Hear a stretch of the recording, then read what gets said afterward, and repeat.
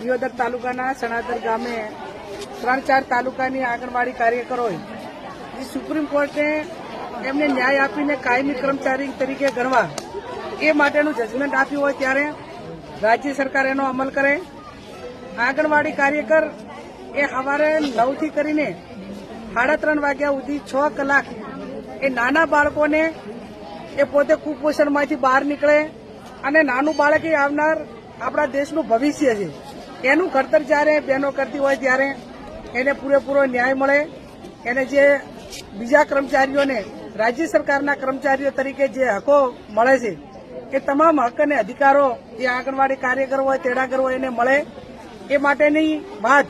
એ રાજ્ય સરકારમાં અમારા ધારાસભ્યો કરશે અને રાજ્ય સરકાર અને કેન્દ્ર સરકાર આ બંનેનું ફંડિંગના 45-55% પ્રમાણે આ આંગણવાડીનું માનદ વેતન હોય કે એના કન્ટીજન્સી ખર્ચા કે તમામ પ્રકારે એનું બજેટ ફાળવવામાં આવે છે। એટલે બંને સરકારો રાજ્ય સરકાર અને કેન્દ્ર સરકાર એના માટે વિચારીને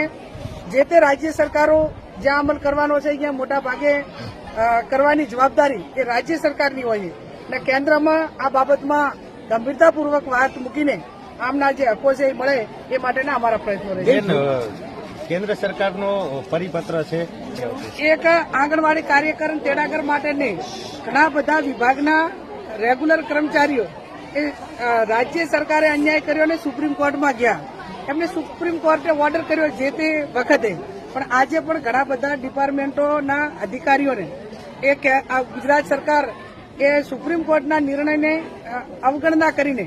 એમની જે માગણી છે એ સ્વીકારતી નથી। એટલે તમે એમ કલ્પના કરો કે દેશની સર્વોપરી અદાલત જ્યારે ચુકાદો આપે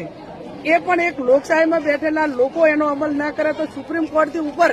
એ જવા માટે લોકોને કે એના વિભાગના કોઈ પણ વિભાગના કર્મચારીઓ માટે એનાથી બીજું કોઈ ઓપ્શન નથી। અને વડી અદાલતનો જે ચુકાદો છે એને પણ ગ્રાહ્ય ના રાખે એટલે હું માનું ત્યાં સુધી એ વડી અદાલતનું પણ અપમાન છે અને બંધારણીય જે હકો છે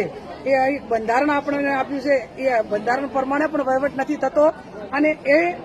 આ પ્રણાલિકા હવે ચાલુ થઈ છે, નહીતર કોઈ નાની કોર્ટ નીચેની કોર્ટ નિર્ણય આપે તો પણ એ બંધન કરતા હતું અને આવનાર સમયમાં એ બાબતમાં જે કંઈ ઉપર લેવલે ભલામણ કરવાની થતી છે કરી અને આમને ન્યાય અપાવવાનું કામ। બેન, સ્મૃતિ ઈરાનીના નિવેદન બાદ પરિણામ ભોગવવું પડ્યું છે ત્યારે હવે બનાસકાંઠા જિલ્લામાં આવનારા સમયમાં તાલુકા અને જિલ્લા પંચાયતની ચૂંટણી આવે છે, બેનો શું રોલ ભજવશે? એમને મેં કહ્યું કે તમે દરેકની સામે પ્રશ્ન કરો। હું પદાધિકારી તરીકે ચૂંટાઈને આવ્યું તો મારા સામે પ્રશ્ન કરવો જોઈએ કે બેન તમે બેનના નાતે અમારા માટે શું કરવા માંગો છો અને અમારી વાત પહોંચાડો। એમ જ્યાં સત્તા સ્થાને જે રીતે બેઠા છે એમને દરેક પાસે એ પણ વાત કરશે અને જિલ્લા અને તાલુકા પંચાયત હોય, બીજી ચૂંટણીઓ હોય, ચૂંટણીઓ આવે ને જાય પણ એમનો અધિકાર એમને પોતાને પૂરેપૂરો મળે અને બહેનો પ્રશાસન સામે લડાયક બને એવી મેં એમને વિનંતી કરી છે અને આવનાર સમયમાં એ રાહ ચાલશે।